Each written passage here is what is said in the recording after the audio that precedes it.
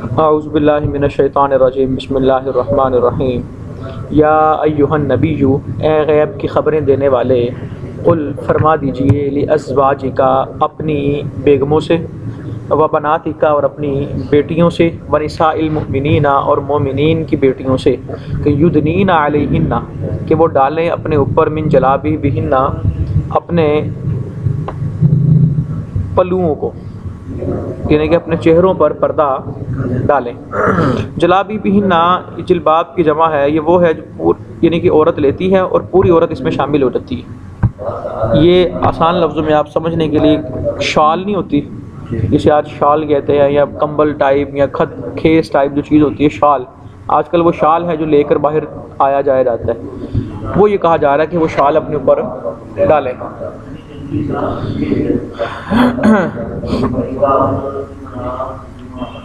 اچھا جی، یعنی کہ عورت تو اپنے بعض چہرے پر اس کو من جلابیبہن بعض چہرے پر اس اوڑھنی کو ڈالے۔ کب؟ اپنے چہرے پر ڈالے اس اوڑھنی کا بعض، کب؟ جب اذا خرجنا لحاجتہن، جب وہ کسی ضرورت کی وجہ سے عورت کو گھر سے نکلنا پڑے۔ الا عینا واحدۃ، ہاں آنکھوں پر ڈالنے کی ضرورت ہے، آنکھوں پر ڈالنے کی، انہوں نے ایک آنکھ لکھا ہوا ہے، ہاں ایک آنکھ، لیکن وہ بڑا اس وقت ہو سکتا ہے کہ اس طرح کی کوئی چیز ہو جو معیوب نہ سمجھی جاتی ہو۔ آج کل تو میرا نہیں خیال میں نے کوئی برقع دیکھا ہو ایک آنکھ والا، آپ نے دیکھا؟ اس وقت کا پتہ نہیں کیا سسٹم ہوگا۔ تو اس طرح اگر نقاب کیا رہتا ہے، ناک کے اوپر آنکھیں نظر آ رہی ہوتی ہیں، وہ بھی ٹھیک ہے۔ اس طرح ایک نقاب اگر آپ کریں، چہرے کے اوپر پردہ ڈال لیں اگر خواتین، تو یہ ان کے لیے مشکل ہوگا، راستے میں پتھر آ سکتے ہیں، کئی مسئلے مسائل ہو سکتے ہیں، لیکن ہاں آنکھوں کی جگہ پہ سوراخ بنے اور اس طرح کے وہ ٹوپی والے برقعے ہوتے ہیں، وہ ٹھیک ہے، وہ احسن ہے، وہ بہتر ہے۔ برقع پہننے کا مقصد ہوتا ہے حجاب، پردہ۔ آج کل جس طرح برقعے آئے ہوئے ہیں ٹائٹ قسم کے، وہ برقع حجاب نہیں ہوتا، وہ برقع فیشن ہوتا ہے۔ برقعے کا مقصد ہوتا ہے کہ عورت کی طرف توجہ نہ جائے، تو کڑھائی والے برقعے پہن لینا، پھر وہ ٹائٹ تنگ فیشن والے اس پہ برقعے پہن لینا، یہ پردگی نہیں، یہ بے پردگی ہے۔ تو ان چیزوں کا خیال رکھا جائے گا۔ اللہ عورت کا جو چہرہ ہے پردے میں شامل ہے۔ بعض حضرات کہتے ہیں کہ عورت کا چہرہ پردے میں شامل نہیں، وہ کہتے ہیں کہ چہرے ہی سے تو معرفت ہوتی ہے۔ جو حضرات کہتے ہیں کہ چہرہ پردے میں شامل ہے، وہ کہتے ہیں چہرہ ہی تو فتنوں کی جگہ ہے، آدمی چہرہ دیکھتا ہے تو اس کے ذہن میں خیالات اٹھتے ہیں۔ تو بہرحال اس کا طریقہ یہ ہے کہ اب عورت کے چہرے کی شناسائی بھی ضروری ہے۔ آج کل جس طرح زمانے ہیں، اگر بالکل ہی عورت چہرہ نہ دکھائے، کہیں سے اگر اس کو ضرورت ہو آنا جانا ہو، تو کس طرح شناسائی ہوئے گی؟ وہ تو پھر مکرنے والا سسٹم زیادہ بپا ہو جائے گا کہ وہ کہے گا یہ آئی نہیں میرے پاس، وہ کہے گی میں آئی ہوں۔ سمجھ آ رہی ہے؟ یا عورت بغیر آئے دعویٰ کر دی کہ ہاں میں نے یہ سامان اس سے خریدا تھا، چہرہ تو دیکھا نہیں ہوگا۔ اس کا طریقہ یہ ہے کہ جب آپ کو کہیں پر چہرہ ضروری طور پہ دکھانا پڑ رہا ہے، تو پھر رستے میں تو اس کو کھولنے کی ضرورت نہیں نا۔ اب آپ نے 10 کلومیٹر جا کے چہرہ دکھانا ہے، ضرورت ہے، تو 10 کلومیٹر کے رستے میں چہرہ کیوں دکھایا جا رہا ہے؟ آپ نقاب کر لو، اور جہاں جانا ہے وہاں جا کے اتار دو۔ سمجھ آئی نا؟ بعض خواتین ہوتی ہیں کہتی ہیں کہ جو اتنے جا کے لانا ہے، اسی اپنے مامے گھر چلنے ہیں، ساڈا مامے کا کہڑا پڑتا، اتنے جا کے نقاب ہی لانا ہے، پھر کرن دا کی فائدہ؟ ادھر جا کے اتارنا ہے تو رستے کے اندر جو فتنے بپا ہو رہے ہیں، رستے کے اندر جو گناہ مل رہا ہے وہ تو نہ لو نا۔ سمجھ آ رہی ہے نا؟ پھر تو بندہ اگر یہ سوچ ہے بندہ پھر جائے بھی پیدل، تو یار تو سٹاپ تو بھی پیدل ٹرنا ہے، تو پھر اتوں بھی پیدل ہی چلو۔ کیوں قاری صاحب؟ بعض دفعہ لوگوں میں نا اس طرح کی منطقی دلیلیں ہوتی ہیں، تو پھر اس طرح کی دلیلوں کا نا ایسے ہی جواب ہوتا ہے، جیسا منہ ہو نا بس اسی کے مطابق اس کو جواب دیا جاتا ہے۔ ذالک ادنا، یہ بات اس کے زیادہ قریب ہے، ان یعرفن کہ ان کی پہچان ہو، بانہن، اچھا اللہ کہہ رہا ہے کہ چہروں پہ پردہ ڈال لیں۔ کیوں چہروں پر پردہ ڈالیں گے؟ تو اس سے ان کی پہچان ہوگی۔ جب چہرہ چھپ گیا تو پہچان کا کیا مطلب ہے؟ تو یہاں پہ پہچان سے مراد ہے کہ یہ پتہ لگ جائے گا کہ یہ عورت جس کے چہرے پہ پردہ ہے یہ غلام نہیں، آزاد ہے، یہ حرہ ہے۔ کیونکہ جو لونڈیاں ہوتی تھیں ان کے چہرے ان کا پردہ نہیں ہوتا تھا، اور اگر یہ بھی پردہ نہیں کریں گی مسلمان عورتیں، آزاد عورتیں، تو ان میں اور لونڈیوں میں فرق نہیں ہوگا۔ لونڈیوں کو یہ منافقین چھیڑتے ہیں تو پھر ان کو بھی چھیڑیں۔ اللہ رب العزت نے وہ جو اذیت، یعنی کہ آگے آگے نا فلا یؤذین، کہ تم پردہ کرو، اس سے پہچان ہوگی تمہاری اور تمہیں اذیت بھی نہیں دی جائے گی۔ اذیت کیا تھی؟ بالتعرض لہن، کہ ان کی طرف جو تعرض ہے، بخلاف الامائی، اللہ اکبر، لوڑیوں کے برخلاف، یعنی کہ ان کی طرف سے اعراض کر لیں گے منافقین جو لوڑیوں کو چھیڑتے تھے، اور جب وہ دیکھ لیں گے کہ باپردہ خاتون جا رہی ہے، یہ لوڑی نہیں، یہ آزاد ہے، تو اس کے ساتھ وہ طریقہ، وہ سلوک روا۔ اب ان کو کیا پتہ کہ یہ لونڈی جا رہی ہیں یا آزاد جا رہی ہیں، لونڈی کے احکام اور پھر آزاد کے احکام اور ہیں۔ تو اللہ رب العزت نے جب پردے کا حکم دے دیا، کس لیے؟ کہ تاکہ ان یعرفنا، عورتوں کی پہچان کی جائے۔ کس اعتبار سے پہچان کی؟ یہ آزاد ہے اور یہ غلام ہے۔ اور آج کل جو زیادہ آزاد خیال، زیادہ روشن خیال بنے، اس کے جسم پہ لباس اتنا ہی کم ہوتا ہے۔ یہ پردے میں کیا رکھا؟ آنکھ کا پردہ ہونا چاہیے۔ پردے میں کیا رکھا ہے؟ آنکھ میں شرم و حیا ہونی چاہیے۔ آنکھ کا تعلق تو دوسرے بندے کی ذات سے ہے نا۔ اگر تمہاری آنکھ میں شرم و حیا ہو تو جسم پہ بھی شرم و حیا ہوگی۔ سب سے بڑھ کر حیا فرمانے والے ذات نبی پاک صلی اللہ علیہ وسلم، آپ کے ازواج، آپ کے اہل بیت، سب سے بڑھ کر کیا ان کا عمل یہ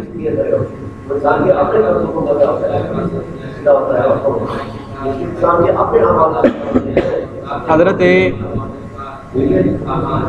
فاطمہ الزہرا رضی اللہ تعالیٰ عنہ نے عرض کیا، یا اللہ، آج تک میرے سر کے کھلے بالوں کو کبھی سورج نے نہیں دیکھا، تو جب موت کا فرشتہ میری روح قبض کرنے آئے گا تو کس طرح میں اس کو اپنی جان دے دوں؟ حالانکہ موت کے فرشتے سے کیسا پردہ، لیکن ان کی طلب تھی، ان کی چاہت تھی کہ میں نے اس کو روح نہیں، جان اس کو اللہ تعالیٰ کی طرف سے غیب سے واضح، فاطمہ پوری کائنات میں جانداروں کی روح اسرائیل قبض کرتے ہیں، لیکن تیری روح میں خود خدا قبض کرتا ہے۔ قیامت کا دن ہوگا، معاشرے میں بھی، وہاں پہ بھی پردے والی کوئی بات نہیں ہے۔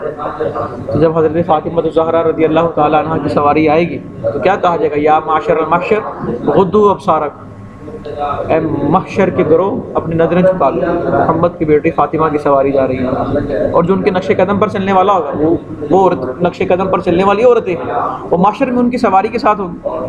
پھر پروٹوکول ہوگا نا، اکیلے تو نہیں ہوں گے، وہ پھر ان کی سواری کے ساتھ ہوں گے۔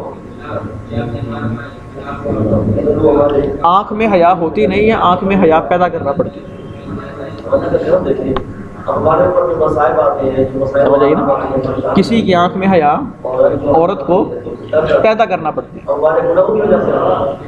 سمجھ آئی؟ فلا یؤذین بالتعرض لہن فلا یغطین وجوہہن، کیوں؟ کیونکہ وہ فلا یغطین وجوہہن فکان المنافقون یتعرضون لہن، کہ جب وہ چہرے اپنے چھپا لیں گے تو منافقین جو ہیں وہ ان سے تعرض کریں گے، ان سے اعراض کریں گے۔ اگر چہرہ نہیں چھپائیں گے تو منافقین ان کے در پہ ہوں گے۔ فکان اللہ غفورا، اللہ تعالیٰ بخشنے والا ہے، لما سلفا، جو گزر گیا، منہن، ان عورتوں سے۔ وہ کیا چیز گزر گئی؟ من ترک الستر، کی ان عورتوں نے پردہ، اس وقت حکم بھی نہیں تھا نا پردے کا، اللہ فرما رہا جو ہو چکا وہ ہو چکا، اللہ اس کو معاف کرے گا۔ رحیما بہن استرہن، اور جب یہ باپردہ رہیں گی تو اللہ تعالیٰ ان پر رحم فرمائے گا۔ لئن، لام قسم ہے، لم ینتہی المنافقون، اگر منافقین اپنے نفاق سے باز نہ آئے، والذین فی قلوبہم مرض، اور وہ لوگ اپنے گناہوں سے باز نہ آئے جن کے دلوں میں بیماری ہے۔ کون سے گناہ سے باز نہ آئے؟ بالزنا، زنا سے۔ والمرجفون فی المدینہ، اور منافقین اگر مدینہ میں جھوٹی خبریں پھیلانے سے باز نہ آئے، مرجفون جھوٹی خبریں پھیلانے والے، فی المدینہ، مدینہ میں وہ کیا جھوٹی خبریں پھیلاتے تھے؟ مومنوں کے بارے میں، مومنوں کو کہتے تھے قد اتاکم العدو، تمہارے پاس دشمنوں نے چڑھائی کر دی ہے، وسرایاکم، اور تم نے جو لشکر بھیجا تھا دشمنوں کے پاس، قتلوا، وہ سب کا سب مارا گیا ہے، او ہزموا، یہ سب کا سب شکست کھا گیا ہے۔ اللہ فرما رہا ہے کہ اگر یہ باز نہ آئے نا، منافقین باز نہ آئے زنا سے باز نہ آئے اور جھوٹی خبروں پھیلانے سے باز نہ آئے تو لنغرینک بہم، مسلمانوں ہم تم کو ان پر مسلط کر دیں گے۔ وہ تو باز نہ آئے تو اللہ نے مسلمانوں کو مسلط کر دیا ان پہ۔ لنسلطنک علیہم ثم لا یجاورونک یساکنونک، پھر وہ تمہارے پاس نہیں ٹھہر سکیں گے الا قلیلا، مگر تھوڑے دیر، ثم یخرجون، پھر ان کو نکال دیا جائے گا، یا یخرجون، پھر وہ نکل جائیں گے، ملعونین، اس حال میں نکلیں گے کہ وہ اللہ کی رحمت سے دور کیے گئے ہوں گے، لعنت ان پر بھیجی گئی ہوگی۔ اینما ثقفوا وجدوا، جہاں کہیں وہ پائے جائیں، اخذوا، پکڑ لیا جائے انہیں، وقتلوا تقتیلا، قتل کر دیا جائے۔ ای الحکم، یہ جو حکم ہے، ھذا علی ای الحکم فیہم ھذا علی جہت الامر بہ، اس معاملے میں جو حکم ہے یہ امر کے طریقے پر ہے۔ کس طریقے پر ہے؟ مجہول کے صیغے سے آیا نا کہ اخذوا قتلوا، صاحب تفسیر فرما رہے ہیں کہ اخذوا قتلوا ثقفوا، یہ جتنے امر آئے کہ جہاں کہیں وہ ملیں، جہاں کہیں ان کو پایا جائے، ان کو پکڑ لیا جائے اور ان کو قتل کر لیا جائے۔ ٹھیک ہے، اب لفظی ترجمہ کیا بنتا ہے؟ انما ثقفوا، جہاں کہیں وہ پائے گئے، اخذوا، پکڑ لیے گئے، قتلوا، تقتیلا، قتل کر لیے گئے۔ لفظی ترجمہ تو ماضی والا ہے، لیکن صاحب تفسیر کہہ رہے ہیں یہاں پر یہ جو ماضی کے صیغے استعمال ہوئے ہیں یہ بطور امر ہے۔ یہاں پر معنی مرادی کیا ہے؟ امر، کہ جہاں کہیں ان کو پایا جائے، میدان جنگ میں اگر تمہارے مد مقابل آ جائیں، پا لو تم انہیں، پکڑو اور انہیں قتل کر دو، پھر انہیں کوئی رعایت ہے۔ صیغہ ماضی کا ہے لیکن معنی اس میں کون سا ہے؟ امر کا ہے۔ سنت اللہ، اور جس چیز کا وقوع یقینی ہونا اس کو ماضی سے تعبیر کرتے ہیں۔ جس چیز کے بارے میں یقین ہو کہ یہ واقع ہوگی، جس طرح قیامت واقع ہوگی، قیامت کے بارے میں جتنی نشانیاں اللہ نے قرآن میں بیان کی ہیں وہ سب ماضی کے صیغے سے، اذا الشمس کورت، اذا السماء انفطرت، سب ماضی کے صیغے سے۔ اسی طرح اس بات کا بھی وقوع یقینی تھا کہ منافقین تمہارے سامنے آئیں گے اور یہ مارے جائیں گے، قتل کر دیے جائیں گے، تو اللہ نے اس کو بھی ماضی سے تعبیر کیا۔ سنت اللہ، یعنی کہ اللہ نے یہ طریقہ مسنون اللہ نے یہ طریقہ بنا رکھا ہے، فی الذین خلو من قبل، ان لوگوں میں جو پرانی امتیں گزر چکی تھی، پرانی امتیں گزرنے والوں میں جو منافقین تھے ان کے، اللہ اکبر، وہ منافقین جو مومنوں میں آ کے بری خبریں پھیلاتے تھے، ان کے بارے میں بھی اللہ نے یہی طریقہ دیا تھا کہ وہ منافق جہاں ملیں پکڑ کے انہیں مار دو۔ وَلَن تَجِدَ لِسُنَّتِ اللَّهِ تَبْدِيلًا مِنْهُ، اور آپ اللہ کی سنت کو ہرگز تبدیل نہیں پائیں گے، یعنی کہ آپ پرانی شریعتوں کا مطالعہ کر لیں، ساری چیزیں سامنے رکھ لیں۔ اللہ کا طریقہ پہلی شریعتوں میں بھی یہ تھا اور آج بھی اللہ کا طریقہ یہ ہے۔ یسألک الناس اہل مکہ عن الساعۃ، یا رسول اللہ صلی اللہ علیہ وسلم، مکہ والے آپ سے پوچھتے ہیں قیامت کب آئے گی، متى تکون، قیامت کب آئے گی؟ قل، آپ فرما دیجئے، انما علمها عند اللہ، قیامت کا جو علم ہے وہ اللہ کے پاس ہے۔ وما یدریک یعلمک بها ای انت لا تعلمها لعل الساعۃ تکون توجد، اور آپ از خود نہیں جانتے، آپ اس، یعنی کہ وما یدریک، اس نے آپ کو نہیں جنوا، اس نے آپ کو ادراک، یعنی کہ ای انت لا تعلم، آپ نہیں جانتے کہ قیامت کب آئے گی، ہو سکتا ہے کہ قیامت قریب۔ معنی کیا ہے کہ آپ از خود نہیں جانتے، یا معنی یہ ہے کہ اس وقت تک آپ کو قیامت کا علم، ہمارا جو نظریہ ہے کہ اللہ نے آپ کو تمام علوم عطا کی، لیکن وہ ہمارا ہی کہنا ہے کہ اللہ نے آپ کو تمام علوم تدریجاً عطا کی ہے، تدریجاً عطا کی ہیں، اکٹھے سارے نہیں۔ ہو سکتا ہے یہ اس وقت کی بات، ابھی تک قیامت کا علم نبی پاک صلی اللہ علیہ وسلم کے پاس نہ آیا۔ اور یہاں پہ ادراک لفظ آیا، درایت کی نفی ہے۔ درایت کہتے ہیں اٹکل پچو، اندازے لگا کر جانا، ہاں اللہ اندازے سے نہیں بتا سکتے۔ علم، اللہ نے علم کی نفی نہیں ہے، کس کی نفی ہے؟ درایت کی نفی ہے۔ کس کی نفی ہے؟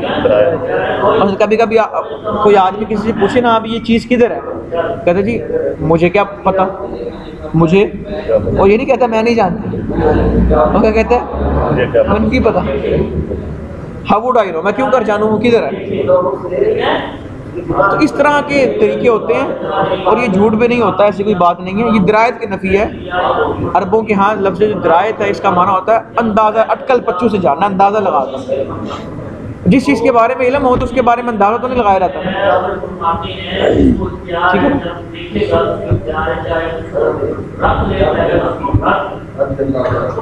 ان اللہ لعن الکافرین، بے شک اللہ تعالیٰ نے کافروں پر لعنت کی. ابعدہم، ان کو دور کیا اپنی رحمت سے. واعد لہم سعیرا، اور ان کے لیے سعیر کو تیار کیا. سعیر سخت آگ کو تیار کیا جس آگ میں وہ داخل ہوں گے. خالدینہ، اور ان کا دخول ہمیشہ ہمیشہ کا ہوگا اس میں. لا یجدون ولیا، وہ کوئی ولی نہیں پائیں گے، ایسا ولی جو ان کو اس آگ سے بچا سکے. ولا نصیرا، اور مددگار بھی کوئی نہیں پائیں گے، ایسا مددگار نہیں پائیں گے جو ان سے اس آگ کو دور کر سکے. یوما، قیامت کا دن وہ ہوگا تقلب وجوہہم فی النار، جب ان کے چہروں کو آگ کے اندر پلٹایا جائے گا. جب کوئی چیز بنانا، پگھلانا، گرم کرنا، پکانا مقصود ہو تو چمچے سے اس کو بار بار پلٹا جاتا ہے. یوم تقلب وجوہہم، جب ان کے چہرے کو بار بار پلٹا جا رہا ہوگا جہنم میں. یقولون، وہ کہیں گے یا للتنبیہ لیتنا، یا تنبیہ کے لیے کاش کسی طرح دنیا کے اندر ہم نے اللہ کی بھی اطاعت کی ہوتی اور اس کے رسول کی بھی اطاعت کی ہوتی، اور آج ہمارا یہ حال نہ ہوتا. وقالو، اور وہ کہیں گے الاتباع منہم، یعنی کہ جو گمراہ تھے ان کی پیروی کرنے والے کہیں گے ربنا انا اطعنا سادتنا، اے اللہ ہم نے تو اپنے سرداروں کی اطاعت کی ہے. ایک قرات کے اندر ساداتنا ہے، جمع الجمع، جمع کی جمع ہے. اے اللہ ہم نے سادات کی اطاعت کی ہے. وکبران، اور اپنے بڑوں کی اطاعت کی ہے. فاضلونا السبیلا، تو انہوں نے ہمیں ہدایت کے راستے سے گمراہ کر دی. ربنا، اے ہمارے رب، آتہم ضعفین، ان کو تو دگنا عذاب دے. اے مثلی عذابنا، ہمارے عذاب سے دگنا عذاب ان کو دے. مثلی عذابنا، ہمارے عذاب سے دگنا عذاب ان کو دے. ولعنہم، اور ان پر تو لعنت فرما، لعنن کثیر، لعنن کبیرہ، بڑی لعنت، یعنی کہ ان کو اپنی رحمت سے ٹھیک ٹھاک دور کر دے. ایک قرات کے اندر لعنن کبیرہ ہے اور ایک قرات کے اندر لعنن کثیر ہے، یعنی کہ کاف کے بعد جو حرف ہے اس پر وہ موحدہ ہے یا مثلث ہے. موحدہ کا معنی با، یعنی کہ نیچے نقطہ ہے، ایک نقطہ اور ایک نقطہ نیچے ہوتا ہے، اور نون کا بھی ہوتا ہے لیکن یہاں پر نون مراد نہیں ہو سکتا. اور مثلثہ کا معنی تین نقطوں کے ساتھ، یعنی کہ کثیرن بھی ہے اور کبیرن بھی ہے.